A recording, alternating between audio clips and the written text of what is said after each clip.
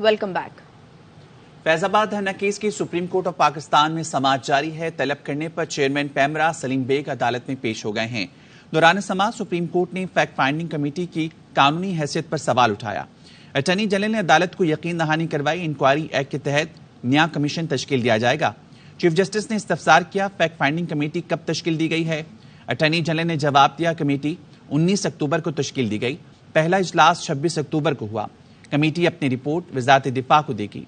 Chief justice Pakistan ने करार दिया, कमेटी रिपोर्ट में कोई दिलचस्पी नहीं। अफसार आलम के इल्जामात दुरुस्त साबित हुए तो मामला वजारत दिफा पर आएगा। क्या अब भी वजारत दिफा अपनी दरख्वास्त वापस लेना चाहती है? अटॉर्नी जनरल ने कहा, वफाकी हुकूमत फैसले पर अमल दरामद करना चाहती है। चीफ जस्टिस ने फैक्ट फाइंडिंग कमेटी को धूल झोंकने के मुतरादिफ करार दे दिया। रिमार्क्स दिए, कमेटी के क़याम के दस्तावेज सिर्फ कागज का टुकड़ा है। कागज के टुकड़ों से पाकिस्तान नहीं चलेगा। क्या मुल्क को अंदर या बाहर से कोई खतरा है? अटॉर्नी जनरल ने जवाब दिया, मुल्क को अंदर से खतरा है। चीफ जस्टिस ने करार दिया, फौज इतनी मजबूत है कि बाहर से कोई कुछ नहीं कर सकता। चीफ जस्टिस पाकिस्तान ने इस्तफसार किया, अदालती फैसले पर आज तक अमल क्यों नहीं किया गया? क्या हमारी हुकूमत ने कनाडा की हुकूमत से राब्ता किया है? एक शख्स कनाडा से आता है और पूरा मुल्क ऊपर नीचे करके चला जाता है। क्या हम कनाडा में जाकर उनके पूरे मुल्क को डिस्टर्ब कर सकते हैं? क्या कनाडा उससे आने वाले ने टिकट खुद खरीदी थी? पाकिस्तान का इतना ही दर्द है तो यहाँ आकर क्यों नहीं रहते? क्या मुजाहिरीन ने स्पीकर को खत लिखा था कि कानून गलत है या ठीक कर दें? जस्टिस अतर मिनुल्लाह ने रिमार्क्स दिए, सवाल सिर्फ आइन का है जो अवाम के लिए है, इशराफिया का नहीं। जुल्फकार भुट्टो का रेफरेंस सुप्रीम कोर्ट में ज़ेर-इल्तवा है।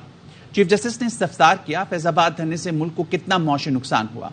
अटॉर्नी जनरल ने जवाब दिया, फैसले में लिखा है मुल्क को अरबों रुपए का नुकसान हुआ। जस्टिस अतर मिनुल्लाह ने सवाल किया, क्या उस वक्त के वज़ीर-ए-आज़म और वज़ीर-ए-आला ने अदालत को हक़ाइक़ बताए? धरने के वक्त वज़ीर-ए-आज़म और वज़ीर-ए-आला ने अपने हलफ की खिलाफ वर्जी की।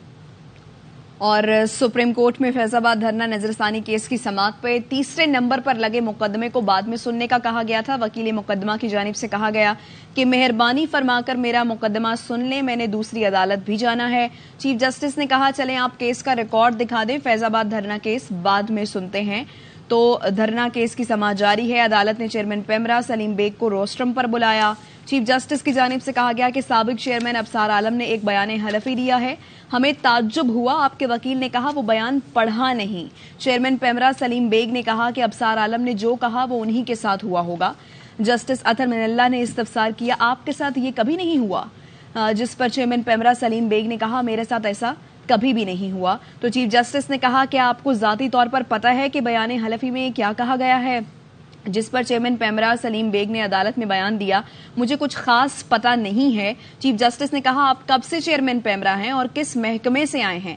चेयरमैन पैमरा की जानिब से कहा गया कि 2018 से चेयरमैन पैमरा हूं, वजारत इत्तलात से आया था। जिस पर चीफ जस्टिस ने कहा, आपको इसलिए बुलाया कि पैमरा वकील ने जो कहा वो जेब नहीं देता। ये आपके एडवोकेट इन रिकॉर्ड ने पता करना होता है कि अदालत में क्या आया है। ये चीफ जस्टिस की जानिब से कहा गया। जिस पर चेयरमैन पैमरा की जानिब से कहा गया, अफसार आलम के बाद पैमरा में 6 माह खिलाफ रहा, फिर मैं तैनात हुआ। चेयरमैन पैमरा बनने से पहले प्रिंसिपल ऑफिसर ग्रेड 20 में था। चेयरमैन पैमरा की जानिब से कहा गया ये। जिस पर चीफ जस्टिस ने कहा, अपनी कानूनी टीम को कहें मुकदमे को संजीदा लें।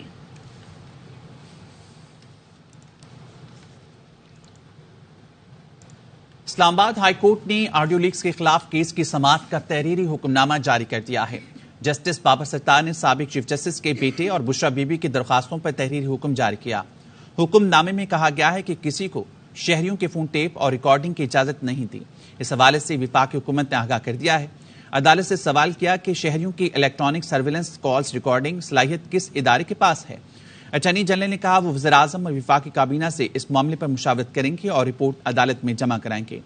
वज़ीर-ए-आज़म के सेक्रेटरी दिफा और दाखिला और चेयरमैन PTA ने जवाब जमा कराया।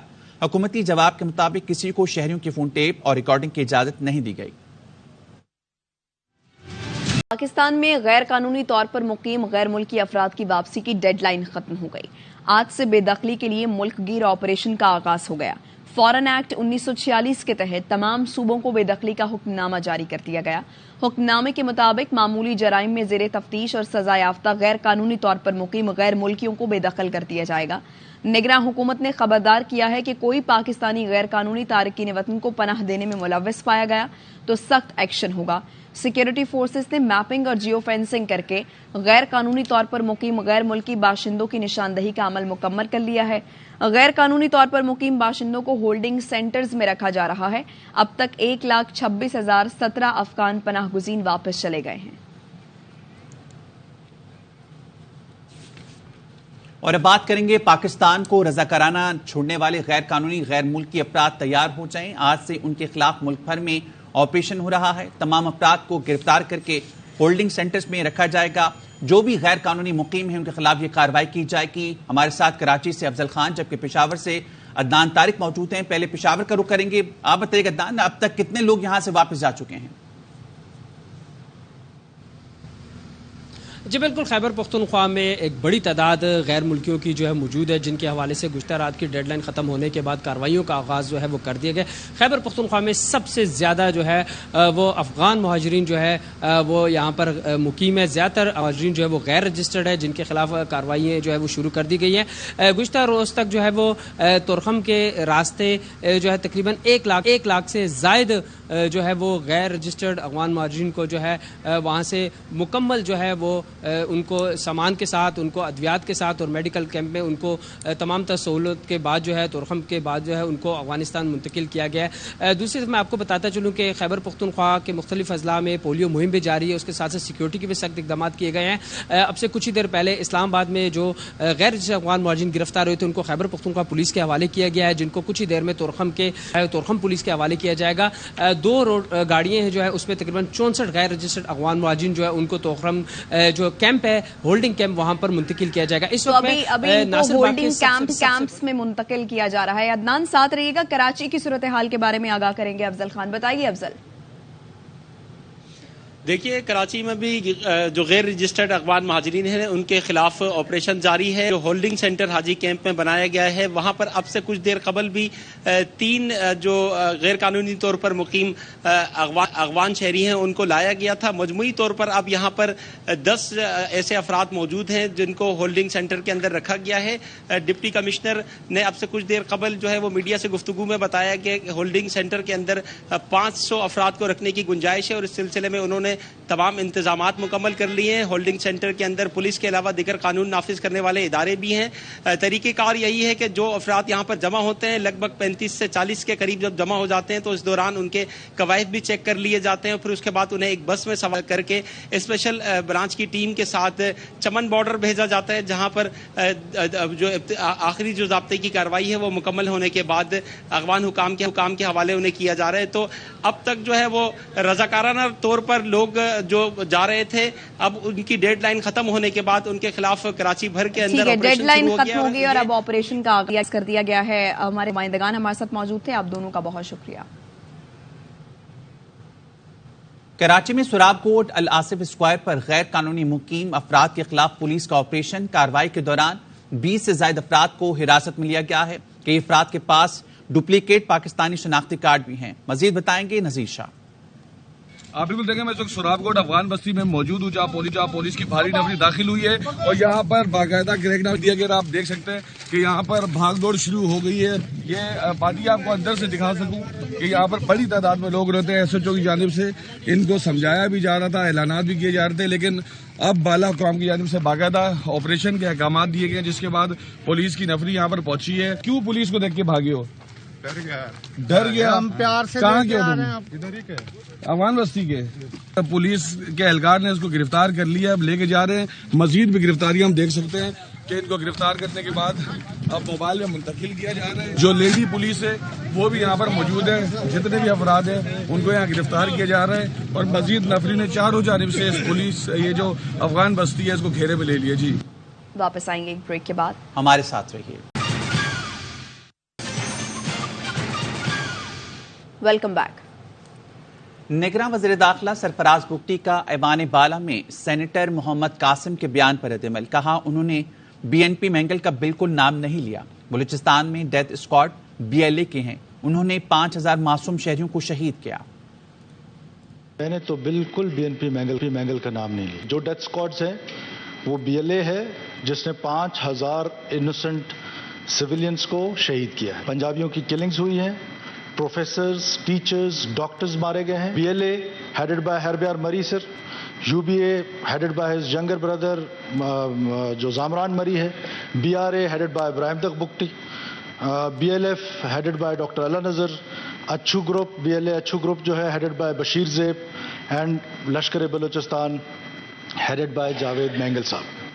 سو اس میں کہیں پر اگر سردار صاحب کا نام ہم نے لیا ہے تو بالکل کہیں, ہم نے تو ان کو نہیں جوڑا. اگر وہ خود جوڑنا چاہتے ہیں اپنے آپ کو تو that is there choice. Gaza کا دنیا سے رابطہ پھر منقطع ہو گیا ہے. صہیونی فوج نے غزہ والوں کو خاک و خون میں تڑپا دیا. بین الاقوامی برادری جنگ بند نہ کرا سکی. پناہ گزین کیمپ ملبے کا ڈھیر بن گئے. لاہور ہائی کورٹ نے اسموک پر ایمرجنسی نافذ کرنے کا حکم دے دیا. عدالت نے PTMA کو بھی اسموک ایمرجنسی میں شامل کرنے کی ہدایت کر دی.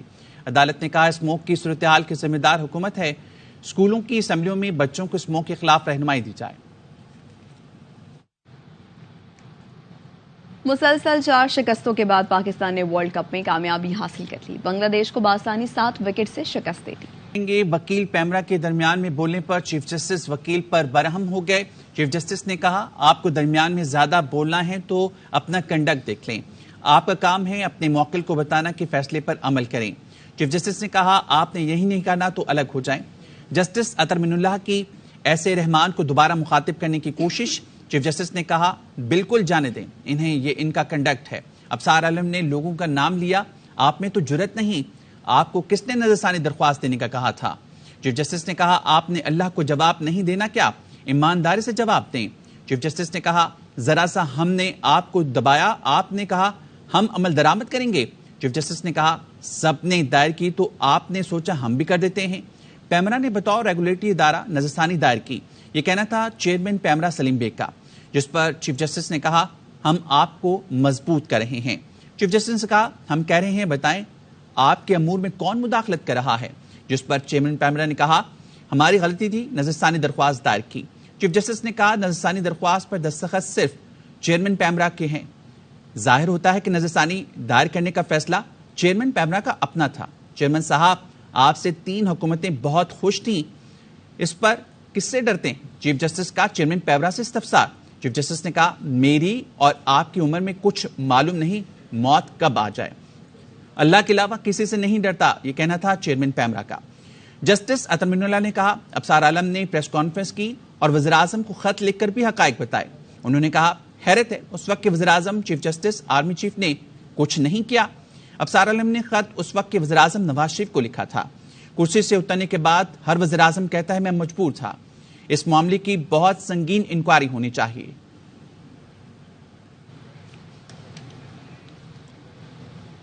اب تک کے لیے اتنا ہی. مزید خبروں کے لیے وزٹ کیجیے AWNews.tv اور دیکھتے رہیے AWN.